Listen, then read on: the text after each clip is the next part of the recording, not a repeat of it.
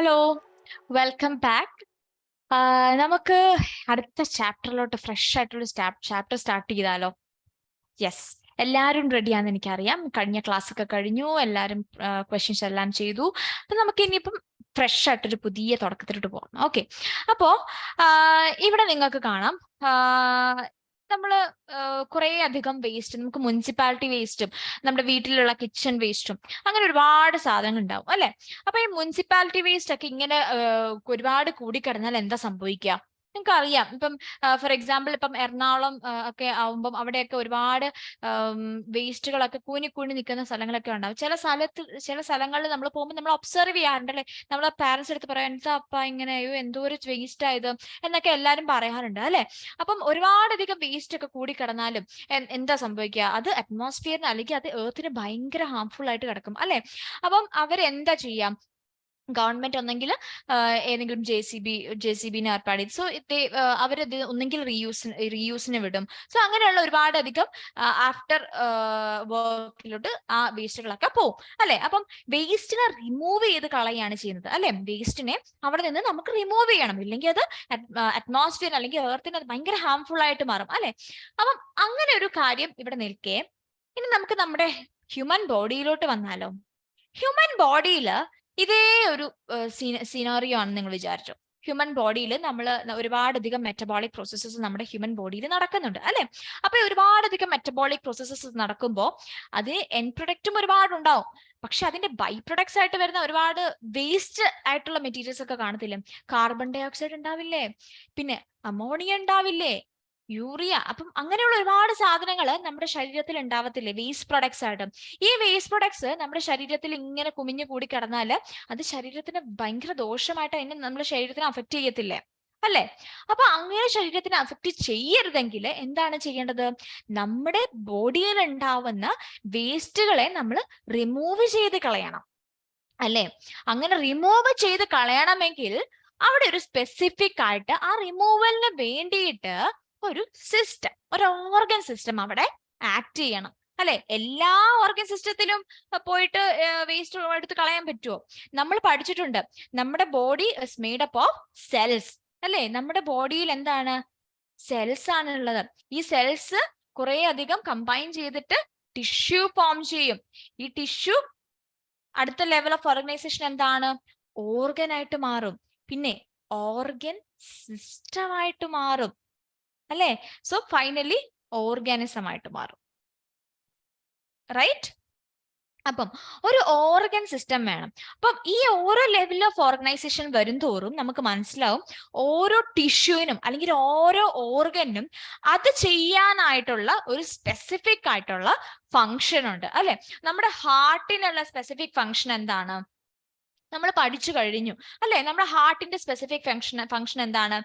Transportation അല്ലെ. Transportation of blood അല്ലെ, അല്ലെങ്കിൽ transportation of nutrients and oxygen. അതാണ് നമ്മുടെ ഹാർട്ട് ചെയ്യുന്ന ഫംഗ്ഷൻ. നമ്മുടെ ലങ്സ് ചെയ്യുന്ന ഫംഗ്ഷൻ എന്താ? റെസ്പിറേഷൻ. അതാണ് നമ്മുടെ ലങ്സ് ചെയ്യുന്ന ഫംഗ്ഷൻ. അതേപോലെ നമ്മുടെ ഈ റെസ്പിറേഷൻ കഴിഞ്ഞ് വരുന്ന വേസ്റ്റ് പ്രൊഡക്റ്റ്, ബ്ലഡിന്റെ ട്രാൻസ്പോർട്ടേഷൻ കഴിഞ്ഞ് വരുന്ന വേസ്റ്റ് പ്രൊഡക്റ്റ്, ഇതെല്ലാം വേസ്റ്റ് പ്രൊഡക്ട്സ് വരുന്നുണ്ട്. ഈ വേസ്റ്റ് പ്രൊഡക്ട്സിനൊക്കെ നമുക്ക് നമ്മുടെ ശരീരത്തിൽ നിന്ന് മാറ്റണ്ടേ? അപ്പം അതിനായിട്ടൊരു ഓർഗൻ സിസ്റ്റം ഇവിടെ ആക്ട് ചെയ്യണ്ടേ? ആ ഓർഗൻ സിസ്റ്റം ആണ് എന്ത്? Excretory system of human body. So excretory system ആണ് ഈ കാണിച്ചിരിക്കുന്നത്.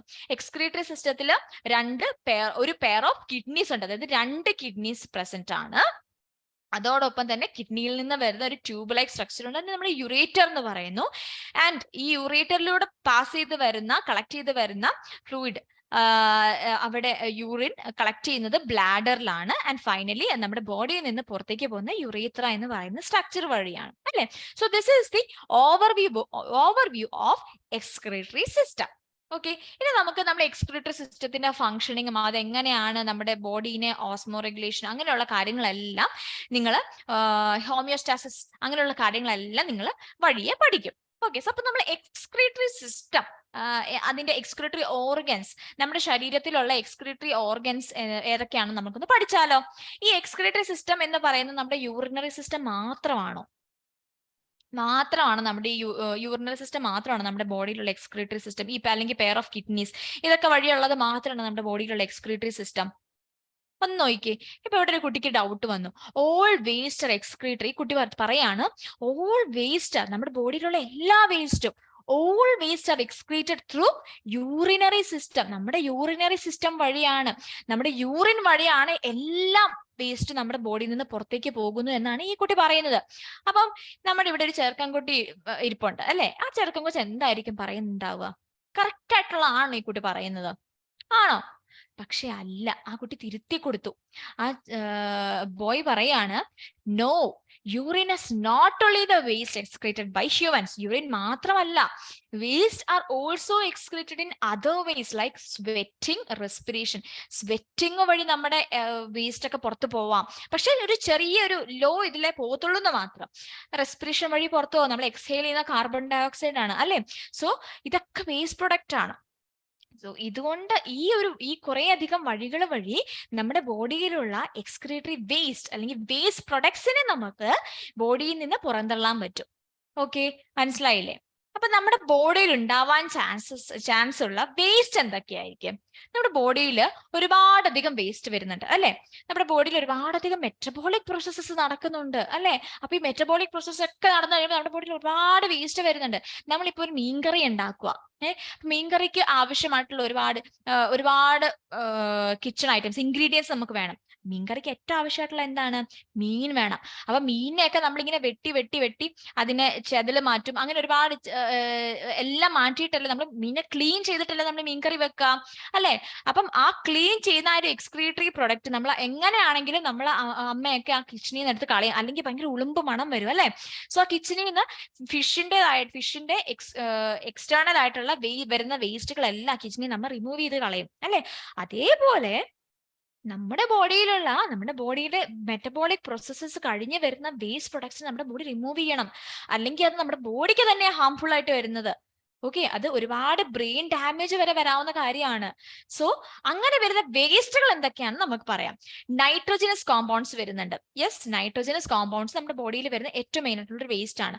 നൈട്രോജനസ് കോമ്പൗണ്ട്സ് ഒക്കെ പറയുന്ന അമോണിയ ഒക്കെ നമ്മുടെ നൈട്രോജനസ് കോമ്പൗണ്ട്സ് ആണ്. അപ്പൊ അങ്ങനെ വരുന്ന നൈട്രോജനസ് കോമ്പൗണ്ട്സ് നമ്മുടെ ബോഡിയിൽ ഏറ്റവും വലിയൊരു ശതമാനം വേസ്റ്റ് ആയിട്ട് വരുന്നതാണ്. പിന്നെ carbon dioxide, then water. So ഇതെല്ലാം വരുന്ന നമ്മുടെ ബോഡിയിൽ വരാൻ ചാൻസ് ഉള്ള വേസ്റ്റുകളൊക്കെയാണ്. ഓക്കെ, സോ ഈ വേസ്റ്റിനെല്ലാം നമുക്ക് റിമൂവ് ചെയ്ത് കളയുന്ന പ്രോസസ്സിനെയാണ് നമ്മൾ എക്സ്ക്രീഷൻ എന്ന് പറയുന്നത്. So excretion is the process of elimination of these waste from the body. ഏതൊക്കെ waste? Nitrogenous compounds, carbon dioxide and water. So ഈ വേസ്റ്റിനെല്ലാം നമ്മുടെ ബോഡിയിൽ നിന്ന് എലിമിനേറ്റ് ചെയ്ത് കളയുന്ന പ്രോസസ്സിനെയാണ് നമ്മൾ എക്സ്ക്രീഷൻ എന്ന് പറയുന്നത്. This is one of the methods to maintain homeostasis. എന്താ ഈ ഹോമിയോസ്റ്റാസിസ്? എല്ലാരും കേട്ടിട്ടുണ്ട് ഈ വാക്ക് ഹോമിയോസ്റ്റാസിസ്. എന്താണ്? നമുക്ക് ഹോമിയോസ്റ്റാസിസ് എന്താണെന്ന് നോക്കിയാലോ, എന്നിട്ട് നമുക്ക് എക്സ്ക്രീറ്ററി സിസ്റ്റത്തിലോട്ട് വരാം. ഓക്കെ, സോ നമുക്ക് ഹോമിയോസ്റ്റാസിസ് എന്താന്ന് പറയാം. നമുക്കറിയാം, നമ്മൾ ഈ കഴിഞ്ഞ കുറെ അധികം മാസങ്ങളിലൊക്കെ നമ്മൾ ഒരുപാട് ചൂട് അനുഭവിച്ച സമയമൊക്കെ ഉണ്ടായിരുന്നു അല്ലെ. അപ്പൊ ആ ചൂട് അനുഭവിച്ചെന്ന് പറഞ്ഞാൽ നമ്മൾ ഏകദേശം ഒരു 40 ഡിഗ്രി വരെയൊക്കെ ടെമ്പറേച്ചർ പോയിട്ടുണ്ട്, നമ്മൾ അത്രയൊക്കെ അനുഭവിച്ചിട്ടുണ്ട് അല്ലെ.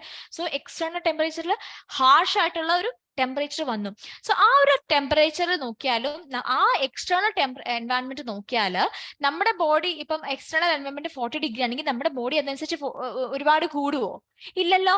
നമ്മുടെ ബോഡിയിൽ ഇന്റേണൽ ആയിട്ടുള്ള എൻവയൺമെന്റ് ഒരിക്കലും മാറാൻ പോകുന്നില്ല. എക്സെപ്റ്റ് എന്തെങ്കിലും ഒരു ഇൻഫെക്ഷൻ നമുക്ക് വരുമോ, എന്തെങ്കിലും ഒരു പനി വരുമോ, അങ്ങനെയുള്ള ഒരു പ്രശ്നം, ഡിസീസ് നമ്മുടെ ബോഡിയിൽ വന്നെങ്കിൽ ആ ഒരു എക്സെപ്ഷണൽ കേസ് അല്ലാതെ നമ്മുടെ എക്സ്റ്റേണൽ എൻവയൺമെന്റിൽ എന്തൊക്കെ ചേഞ്ചസ് സംഭവിക്കുന്നുവോ അതനുസരിച്ച് നമ്മുടെ ഇന്റേണൽ എൻവയൺമെന്റ്, നമ്മുടെ ബോഡിയുടെ ഇന്റേണൽ എൻവയൺമെന്റ് എത്രയൊക്കെ മാറിയാലും ആ സ്റ്റേബിൾ കണ്ടീഷനിൽ നമ്മുടെ ബോഡീനെ കൊണ്ടുപോകുന്ന ആ ഒരു സിസ്റ്റത്തെയാണ്, അല്ലെങ്കിൽ ആ ഒരു മെക്കാനിസത്തെയാണ് നമ്മൾ ഹോമിയോസ്റ്റാസിസ് എന്ന് പറയുന്നത്. Okay, this is a mechanism that maintains a stable internal environment despite the changes present in the external environment. External environment ന് എന്തൊക്കെ മാറ്റങ്ങൾ വന്നാലും നമ്മുടെ ഇന്റേണൽ ബോഡിയിലുള്ള ഇന്റേണൽ എൻവയൺമെന്റ് ഒരിക്കലും മാറ്റം വരാൻ പോകുന്നില്ല, സ്റ്റേബിൾ ആയിട്ട് പോകുന്നു. So it is homeostasis. Okay, മനസ്സിലായില്ലേ? ഇനി ഇവിടെ നമുക്കൊരു ക്വസ്റ്റ്യൻ വന്നു. How do the waste materials formed inside the cells reach excretory organs? എങ്ങനെയാണ് എക്സ്ക്രീറ്ററി ഓർഗനില് വേസ്റ്റ് മെറ്റീരിയൽസ് ഒക്കെ നമ്മുടെ ബോഡിയിൽ ഉണ്ടാവുന്ന അല്ലെങ്കിൽ നമ്മുടെ സെൽസിലൊക്കെ ഉണ്ടാവുന്ന വേസ്റ്റ് മെറ്റീരിയൽസ് എങ്ങനെ ഈ എക്സ്ക്രീറ്ററി ഓർഗൻസിലോട്ട് എത്തി? എങ്ങനെ? ഹൗ? ആ ഒരു പാത്ത് എങ്ങനെയായിരിക്കാം? നമുക്ക് നോക്കിയാലോ? റെഡിയാണോ? സോ സെൽസിൽ നിന്ന്, യെസ്, അതെങ്ങനെയാണെന്ന് വെച്ചാല് സെൽസിൽ നിന്ന് നമുക്ക് ഒരുപാട് വേസ്റ്റുകൾ ഉണ്ടാവും അല്ലെ? ഈ വേസ്റ്റുകളൊക്കെ ടിഷ്യൂ ഫ്ലൂയിഡിലോടാ ഫസ്റ്റ് വരുന്നത്. ടിഷ്യൂ ഫ്ലൂയിഡ് എന്താണ്? ഓർക്കുന്നുണ്ടോ ടിഷ്യൂ ഫ്ലൂയിഡ് എന്താന്ന് നമ്മൾ പഠിച്ചത്? നമ്മള് ട്രാൻസ്പോർട്ടേഷൻ ഹാർട്ടിന്റെ ചാപ്റ്റർ പഠിച്ച് ഓർക്കുന്നുണ്ടോ ടിഷ്യൂ ഫ്ലൂയിഡ് എന്താണെന്നുള്ളത്? നന്നായിട്ട് പറഞ്ഞതല്ലായിരുന്നു നമ്മള്? ടിഷ്യൂ ഫ്ലൂയിഡ് എന്ന് വെച്ചാൽ നമ്മുടെ ബോഡിയിൽ സർക്കുലേറ്റ് ചെയ്യുന്ന ബ്ലഡിൽ നിന്ന് ഊസ് ഔട്ട് ചെയ്യുന്ന ഫ്ലൂയിഡിനെയാണ് നമ്മൾ ടിഷ്യൂ ഫ്ലൂയിഡ് എന്ന് പറയുന്നത്. സോ ഇൻ ബിറ്റ്വീൻ സെൽസ് നമ്മുടെ ഈ ടിഷ്യൂ ഫ്ലൂയിഡ് കാണാൻ പറ്റും. ഈ ടിഷ്യൂ ഫ്ലൂയിഡിന്റെ ഫംഗ്ഷൻ എന്താ? ഒബ്വിയസ്ലി അതായത് സെൽസിൽ ഓക്സിജൻ ന്യൂട്രിയൻസ് കൊടുക്കുകയും അതേസമയം സെൽസിൽ നിന്ന് വേസ്റ്റ് പ്രൊഡക്ട്സ് എടുത്ത് എക്സ്ക്രീറ്ററി ഓർഗനിലോട്ട് പാസ് ചെയ്യുന്ന ആൾക്കാരാണ് ടിഷ്യൂ ഫ്ലൂയിഡ് എന്ന് പറയുന്നത്. സോ സെൽസിൽ നിന്ന് വേസ്റ്റ് ടിഷ്യൂ ഫ്ലൂയിഡിലോട്ട് പോവും. ടിഷ്യൂ ഫ്ലൂയിഡിൽ നിന്ന് അത് ബ്ലഡ് വഴി എങ്ങോട്ട് പോകും? നമ്മുടെ എക്സ്ക്രീറ്ററി അസൈൻഡ് ആയിട്ടുള്ള എക്സ്ക്രീറ്ററി ഓർഗനിലോട്ട് പോകും. അങ്ങനെയാണ് നമ്മുടെ വേസ്റ്റ് മെറ്റീരിയൽസ് എക്സ്ക്രീറ്ററി ഓർഗൻസിൽ എത്തുന്നത്. ഓക്കെ, നൗ എന്തൊക്കെ ടൈപ്പ് ഓഫ് എക്സ്ക്രീറ്ററി ഓർഗൻസ് ആയിരിക്കും നമ്മൾ പറഞ്ഞു? യൂറിനറി സിസ്റ്റം മാത്രമല്ല അല്ലെ? യൂറിനറി സിസ്റ്റം മാത്രമല്ല നമ്മുടെ എക്സ്ക്രീറ്ററി ഓർഗൻ എന്ന് പറയുന്നത്. വേറെയുണ്ട് സ്കിന്ന്. അതെങ്ങനെയാ സ്കിൻ എങ്ങനെ ഒരു എക്സ്ക്രീറ്ററി ഓർഗനായിട്ട് ആക്ട് ചെയ്യും? ഒന്ന് നിങ്ങളൊന്ന് ആലോചിച്ച് നിങ്ങൾക്ക് കിട്ടും. എങ്ങനെ സ്കിന്ന് എക്സ്ക്രീറ്ററി ഓർഗനായിട്ട് ആക്ട് ചെയ്യും? നമ്മൾ വിയർക്കാറുണ്ട് അല്ലെ? നമ്മൾ ഒരുപാട് ഓടിക്കഴിയുമ്പോൾ നമ്മൾ വിയർക്കാറുണ്ട് അല്ലെ? സോ ഈ വിയർക്കുന്നത് നമ്മുടെ ഹോമിയോസ്റ്റാസിന്റെ ഭാഗമായിട്ടും നമ്മുടെ ഉള്ളിലുള്ള വേസ്റ്റ് പുറത്തു പോകുന്നതിന്റെ ഭാഗമായിട്ടുമാണ് സ്വെറ്റിംഗ് നടക്കുന്നത്.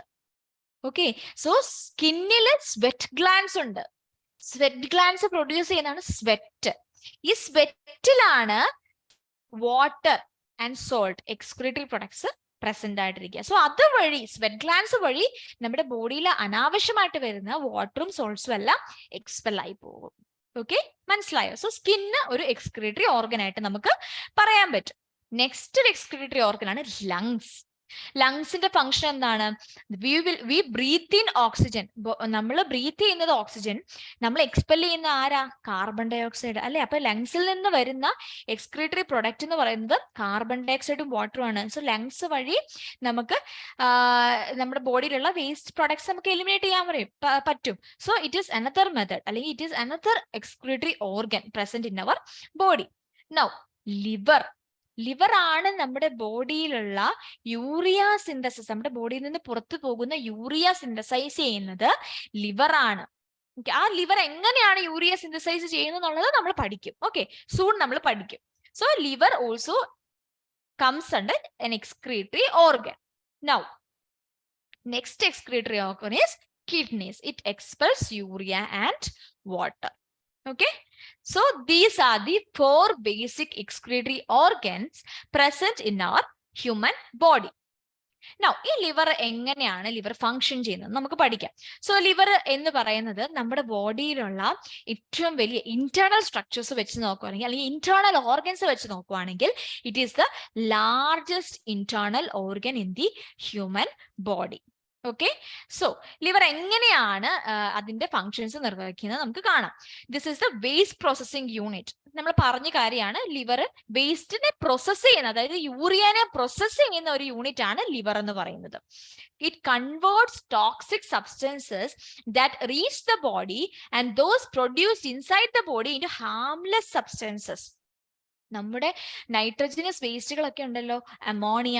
ഈ അമോണിയ ആക്ച്വലി നമ്മുടെ ബോഡിയിൽ വേസ്റ്റ് ആയിട്ട് ഫോം ചെയ്യുമ്പം ഈ അമോണിയയുടെ അക്യുമുലേഷൻ വഴി നമുക്ക് ഒരുപാടധികം പ്രശ്നങ്ങൾ വരാൻ ചാൻസ് ഉണ്ട്. It is very toxic substance. Ammonia എന്ന് പറയുന്നത് ഇറ്റ് ഈസ് വെരി ടോക്സിക്, ഭയങ്കര ടോക്സിക് ആയിട്ടുള്ള ഒരു സബ്സ്റ്റൻസ് ആണ് അമോണിയ. സോ അമോണിയനെ നമ്മുടെ ബോഡിയിൽ അങ്ങനെ വെക്കാൻ പറ്റത്തില്ല. സോ അമോണിയനെ കൺവേർട്ട് ചെയ്തിട്ട് കുറച്ചും കൂടെ ലെസ് ഹാംഫുൾ ആയിട്ടുള്ള ഒരു പ്രൊഡക്റ്റ് ആക്കി മാറ്റണം. സോ ആ ലെസ് ഹാർംഫുൾ പ്രൊഡക്റ്റ് ആണ് യൂറിയ. സോ അമോണിയനെ യൂറിയ ആക്കി കൺവേർട്ട് ചെയ്യുന്ന നമ്മുടെ ബോഡിയിലുള്ള ഓർഗൻ ആരാണ്? Liver. Okay, so it converts toxic substances that reach the body and those produced inside the body into harmless substances. Example, conversion of ammonia, a toxic substance formed as a result of metabolic activities, into less toxic urea. Urea ആക്കി convert ചെയ്യുന്നു. ഇനി നമുക്ക് എങ്ങനെയാണ് urea synthesise ചെയ്യുന്നത്, liver എങ്ങനെയാണ് യൂറിയനെ synthesise ചെയ്യുന്നത് നമുക്ക് പഠിക്കാം. ഓക്കെ, എങ്ങനെയാണ് നമ്മുടെ ബോഡിയിൽ അമോണിയ ഫസ്റ്റ് എങ്ങനെ ഉണ്ടാവും നമ്മൾ പഠിക്കണമല്ലോ. അപ്പൊ നമുക്ക് ആദ്യം മുതൽ വരാം. നമ്മുടെ ബോഡിയിലുള്ള പ്രോട്ടീൻസ് എന്ന് പറയുന്ന സബ്സ്റ്റൻസസ് ഉണ്ട് അല്ലെ, പ്രോട്ടീൻസ് എന്ന് പറയുന്ന കോംപ്ലക്സ് ആയിട്ടുള്ള മോളിക്യൂൾസ് ഉണ്ട്. സോ ഈ പ്രോട്ടീൻസ് ബ്രേക്ക് ഡൗൺ ചെയ്താൽ അവിടെ ആരാ ഉണ്ടാവുക? അമിനോ ആസിഡ്സ് അല്ലേ. പ്രോട്ടീൻസിനെ ബ്രേക്ക് ഡൗൺ ചെയ്യുമ്പോൾ ഉണ്ടാവുന്നതാണ് അമിനോ ആസിഡ്സ്.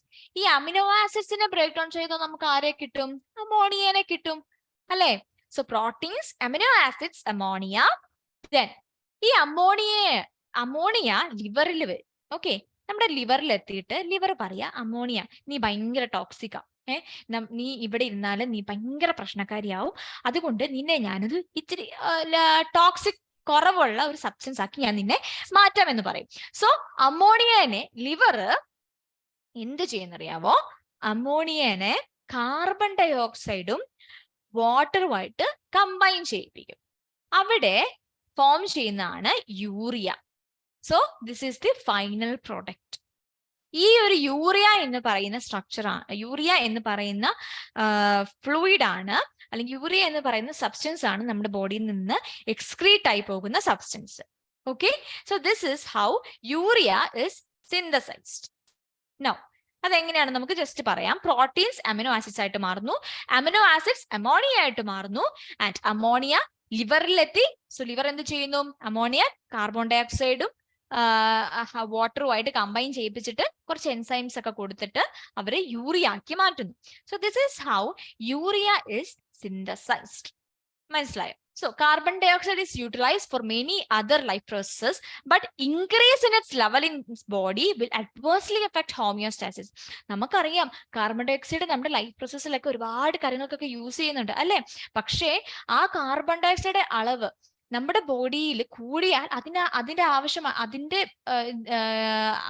ഫലമായിട്ട് നമ്മുടെ ബോഡിയിൽ ഒരുപാടധികം പ്രശ്നങ്ങൾ വരും. അത് നമ്മുടെ ബോഡിയുടെ ഹോമിയോസ്റ്റാസിസിനെ വരെ എഫക്ട് ചെയ്യും. ഓക്കെ, അമിതമായാൽ അമൃതം വിഷം എന്നാണല്ലോ നമ്മൾ പറയുന്നത്.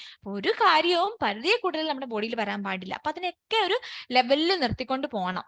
Okay, apart from carbon dioxide, it is necessary to expel excess water, salts from the body. നമ്മുടെ ബോഡിയിൽ വരുന്ന എക്സസ് ആയിട്ടുള്ള വാട്ടറും സോൾട്സും ഒക്കെ നമ്മുടെ ബോഡിയിൽ നിന്ന് റിമൂവ് ചെയ്യേണ്ട ആവശ്യമുണ്ട്. ആൻഡ് അത് എങ്ങനെയൊക്കെ റിമൂവ് ചെയ്യാം? Forms of removal. സ്വെറ്റ് വഴി റിമൂവ് ചെയ്യാം അല്ലെ. സ്വെറ്റ് ഞാൻ നേരത്തെ പറഞ്ഞു, വിയർപ്പ് വഴി റിമൂവ് ചെയ്യാം, യൂറിൻ വഴി റിമൂവ് ചെയ്യാം. സോ എങ്ങനെയാണ് എന്നുള്ളത് നമ്മൾ പഠിക്കും. സ്വെറ്റ് വഴി എങ്ങനെയാണ് നമ്മൾ റിമൂവ് ചെയ്യുന്നത് നമുക്കിപ്പോ കാണാം. യൂറിൻ വഴി എങ്ങനെയാണ് റിമൂവ് ചെയ്യുന്നത് നമ്മൾ നെക്സ്റ്റ് ക്ലാസ്സിൽ കാണുന്നതായിരിക്കും കേട്ടോ. സോ ലിവറിന്റെ കാര്യം നമ്മൾ ഓൾറെഡി പറഞ്ഞു കഴിഞ്ഞാണ്. നമ്മുടെ ലിവർ ആണ് ഏറ്റവും ലാർജസ്റ്റ് ആയിട്ടുള്ള ഇന്റേണൽ ഓർഗൻ എന്ന് നമ്മൾ പറഞ്ഞു. And weight of liver in മാനിൽ, നമ്മുടെ ഒരു മനുഷ്യ ശരീരത്തിൽ ഒരു ലിവറിന്റെ വെയിറ്റ് എന്ന് പറയുന്നത് 1.5 കിലോഗ്രാം ഉണ്ട് അല്ലെ. എത്ര ചെറിയ സാധനമൊന്നും അല്ല, അത്യാവശ്യം വലിപ്പമുള്ള സാധനം തന്നെയാ. ആൻഡ് ഈ ലിവറിന്റെ മെയിൻ ഫംഗ്ഷൻ എന്ന് പറയുന്നത് ഡൈജഷനിലാണ്. ഡൈജഷൻ ഓഫ് ഫാറ്റ്, ഫാറ്റിനെ ഇമൾസിഫൈ ചെയ്യാൻ വേണ്ടിയിട്ട് ഹെൽപ്പ് ചെയ്യുന്ന ആളാണ് ബൈല്. അപ്പൊ ഈ ബൈലിന്റെ പ്രൊഡക്ഷൻ ആരാ നിർവഹിക്കുന്നത്? ലിവർ ആണ് നിർവഹിക്കുന്നത്. സോ അങ്ങനെ ഒരു ഫംഗ്ഷൻ ഉണ്ട്. ദാറ്റ് ലിവറിന്റെ മെയിൻ ഫംഗ്ഷൻ എന്ന് പറയുന്നത് production of bile, which is an important agent in digestion of fat. Now നമ്മൾ പറഞ്ഞു സ്വെറ്റിൽ കൂടെ എങ്ങനെയാണ് എക്സ്ക്രീഷൻ നടക്കുന്നത് നമുക്ക് പറയാം. സ്കിൻ എന്ന് പറയുന്ന, സ്കിന്നിലാണല്ലോ സ്വെറ്റ് ഗ്ലാൻസ് ഇരിക്കുന്നത്. സ്കിൻ എന്ന് പറയുന്നതാണ് largest organ of human body. പക്ഷെ നമ്മൾ നേരത്തെ ഒരാളെ പറഞ്ഞല്ലോ largest organ of human body liver ആണെന്ന് പറഞ്ഞല്ലോ. കൺഫ്യൂഷൻ ആയോ? ലാർജസ്റ്റ് ഇന്റേണൽ ഓർഗൻ ആണ് ലിവർ എന്ന് പറയുന്നത്. നമ്മുടെ ബോഡിയിലെ ഏറ്റവും ലാർജസ്റ്റ് ഓർഗൻ എന്ന് പറയുന്നത് സ്കിൻ ആണ്. Okay, so skin is the largest organ of human body. And sweat glands ഉണ്ട് സ്കിന്നിൽ. Here you can see the sweat glands അല്ലെ, ഇങ്ങനെ കുമിഞ്ഞുകൂടി ഇരിക്കുന്നത് സ്വെറ്റ് ഗ്ലാൻസ് ആണ്. സോ സ്വെറ്റ് ഗ്ലാൻസ് എന്താ പ്രൊഡ്യൂസ് ചെയ്യാം? സ്വെറ്റ് ഗ്ലാൻസ് ഇവിടെ വന്നിട്ട് ഇവിടെ എന്താ പ്രൊഡ്യൂസ് ചെയ്യുക? ഇവിടെ ഒരു പോസ് ഒക്കെ ഉണ്ട്. സോ ഈ പോസ് വഴി സ്വെറ്റിനെ പ്രൊഡ്യൂസ് ചെയ്യും. ഓക്കെ. എങ്ങനെയാണ് സ്വെറ്റ് ഫോം ചെയ്യുന്നത് എന്നുള്ളതാണ് ഇവിടെ കാണിച്ചിരിക്കുന്നത്. എങ്ങനെയാണ് ഫോം ചെയ്യുന്നത് വെച്ചാൽ നമുക്കറിയാം നമ്മുടെ ബോഡിയിൽ ഹോമിയോസ്റ്റാസിസ് വഴിയാണ് നമ്മുടെ ബോഡി എപ്പോഴും ഒരു നല്ലൊരു ശതമാനം സ്റ്റെബിലിറ്റി മെയിൻറ്റെയിൻ ചെയ്യുന്നത് അല്ലെ. അതായത് ഇന്റേണൽ ബോഡി ടെമ്പറേച്ചർ 37 ആണെന്ന് നമുക്കറിയാം. 36 to 38 degrees Celsius ആണ് നമുക്കറിയാം. ഇനി സപ്പോസ് ടെമ്പറേച്ചർ നോർമലിനെക്കാളും കൂടുതലാണെന്ന് വിചാരിക്കുക, കൂടുവാന്ന് വിചാരിക്കുക. അപ്പൊ അവിടെ ഹൈപ്പോതലാമസ് അത് സെൻസ് ചെയ്യും. Hypothalamus census rice in temperature and sense signals വയ നെർവസ് സിസ്റ്റം. ബ്രെയിനിലോട്ട് അവിടെ സിഗ്നൽ കൊടുക്കുക ചെയ്യുക. Okay. Sweat glance receive signals. ബ്രെയിനിൽ നിന്ന് സ്വെറ്റ് ഗ്ലാൻസിൽ സിഗ്നൽസ് റിസീവ് ചെയ്തു. അങ്ങനെ എന്താ സംഭവിക്കുക? സ്വെറ്റ് ഗ്ലാൻസ് സ്വെറ്റിനെ സെക്രീറ്റ് ചെയ്തു. And blood vessels receive signals and dilate. അങ്ങനെ സ്വെറ്റിനെ അവര് പുറത്തോട്ട് വിടും. മനസ്സിലായല്ലോ? സ്വെറ്റ് വഴിയും എക്സ്ക്രീഷൻ നടക്കുന്നുണ്ട്. ഇപ്പൊ അതാണ് നമ്മൾ കണ്ടത്. സോ യൂറിൻ വഴി എങ്ങനെയാണ് എക്സ്ക്രീഷൻ സംഭവിക്കുന്നത് നമ്മൾ പിന്നീട് അടുത്ത ക്ലാസ്സിൽ പഠിക്കുന്നതായിരിക്കും. The sweat glands are surrounded by blood capillaries at their base. When blood flows through these capillaries, salt and water from the blood enter the sweat glands. Bloodil kuda sweat glands il enter ചെയ്യും. This appears as sweat drops on skin surface. Sweat drops ആയിട്ടുള്ള നമ്മുടെ skin സർഫസിൽ കാണാം. അല്ലെങ്കിൽ ഒഴുകിക്കൊണ്ടിരിക്കുവല്ലോ, sweat drop ആയിട്ട് വന്നിട്ട് അതല്ലേ ഒഴുകി പോകുന്നേ അല്ലെ. The main objective of sweating is the regulation of body temperature. അങ്ങനെ നമ്മൾ ഇടയ്ക്കിടയ്ക്ക് വേർക്കുന്നതുകൊണ്ടാണ് നമ്മുടെ ബോഡിയിൽ ആ ഒരു ടെമ്പറേച്ചർ റെഗുലേറ്റ് ചെയ്ത് പോകുന്നത്. അല്ലെങ്കിൽ ഇങ്ങനെ ടെമ്പറേച്ചർ കൂടി നമ്മൾ മരിച്ചു വരെ പോകാം.